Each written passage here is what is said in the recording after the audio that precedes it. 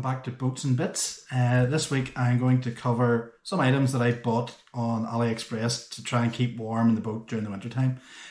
First up is this USB power bank hand warmer. A guy in work sort of advised me about this. He's a cyclist and uses them. They're a tenner, the link's down below.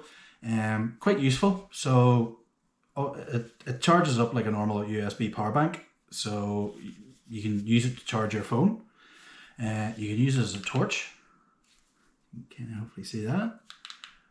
And then if you hold that button on here, the two plates front and back start heating up. Apparently you can change it between 60, 40 and 30. Or 60, 50, 40, sorry. So if we have a look at all these wee sort of infrared heat guns, so we're up to 31 degrees, 32. So I'll leave that sitting a minute.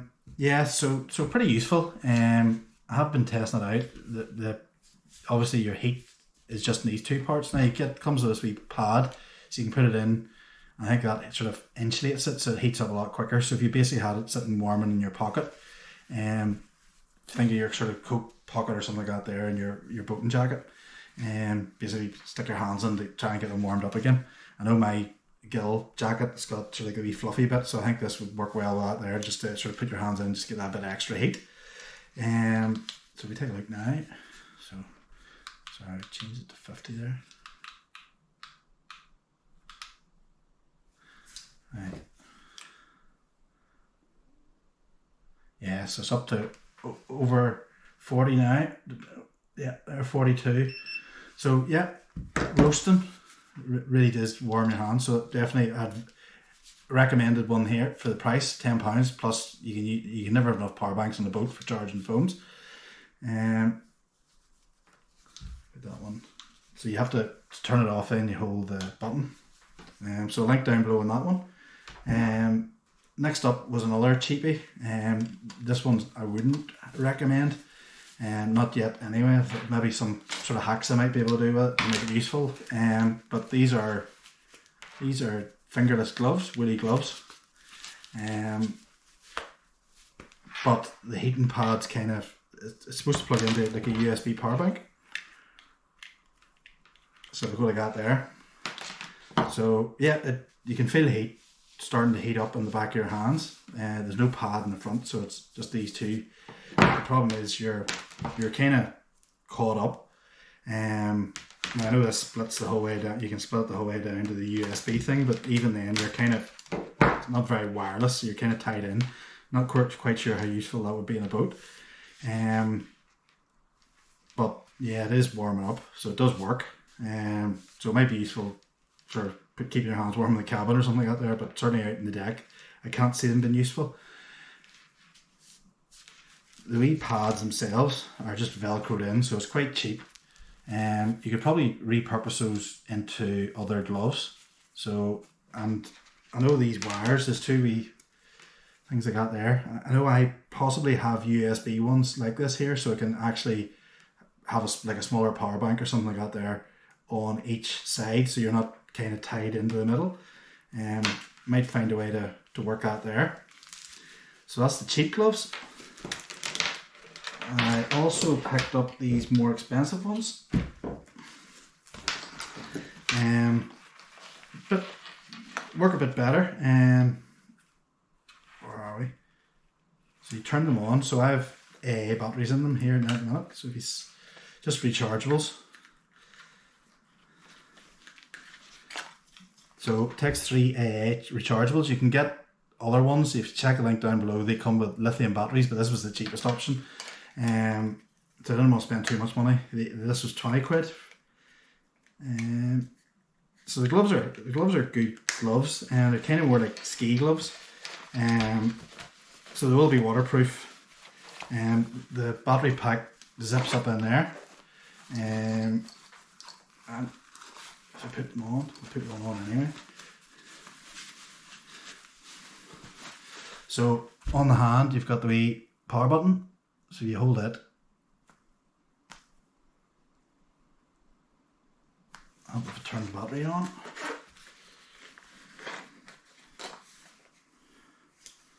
So you need to turn the battery bank on first. The gloves themselves, without any heat or power, are quite warm, I've noticed.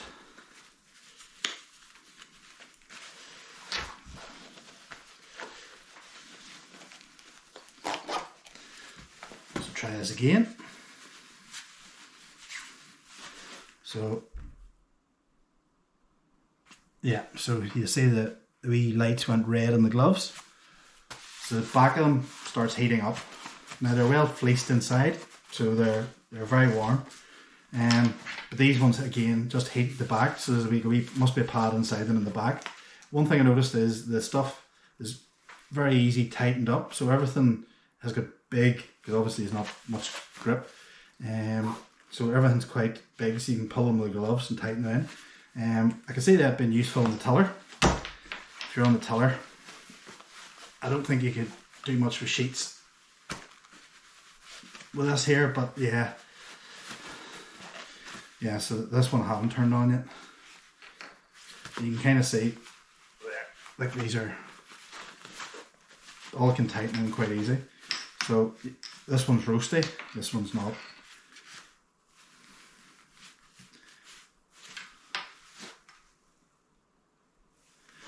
I think you can change the colour, so you can toggle between different temperatures.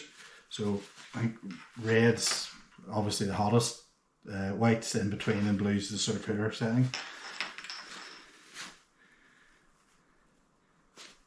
Yeah, so there we go. So there's both on now. So, but there's like a grip material in the middle, so it certainly definitely be sort of tiller.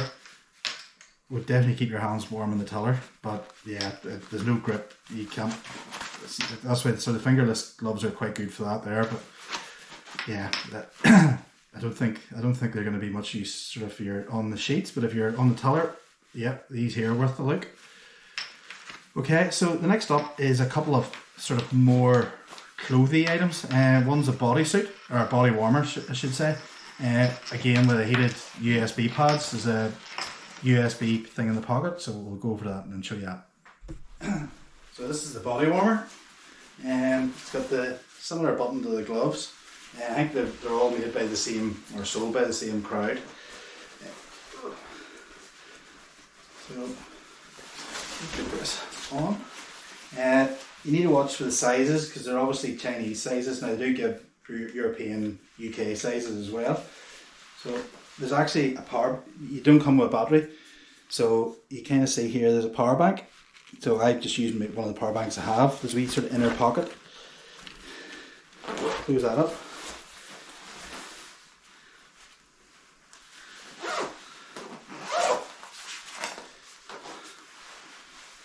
So yeah, so snug enough fitting me. But I think the snugger the better with this here, because there's pads in it, so you want them pads to be nice and close to your body. So same thing, hold the button, red goes on, and we should start feeling the heat. Just to see, there's a few pads in this here. You can get different variations of this here at different prices, with different number of pads. So the less pads the cheaper, the more pads more expensive. So I think this is the 13 one. So it's kind of heating your back, your neck, down around here. And those sort of heat around the pockets.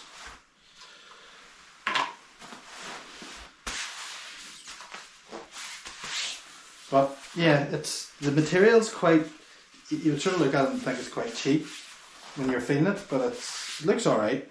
It's a body warmer, so it'll be going underneath a sailing jacket if I'm using it. But yeah, you can definitely feel the heat coming in now. It does take a minute or two to get sort of up to full temperature. These are running off 5 volt, only a couple of amps, so there's not a lot of power, which is a good thing when you're working with water. You don't want to get electrocuted. So there now. And what I want to do is do a wee test. So I've got a wee USB power meter, so it basically tells you how much power it's using. Just out of curiosity.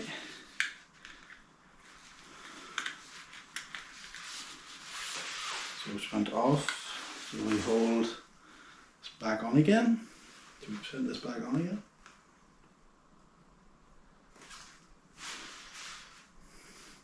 So an amp and a half, 1.5 amps. So you do make sure your power bank can put out 1.5 amps or 2 amps. So here we're back with the underclose. So these are heated, same thing. USB, 2 USBs here. They use about 2 amps. So there's heated pads.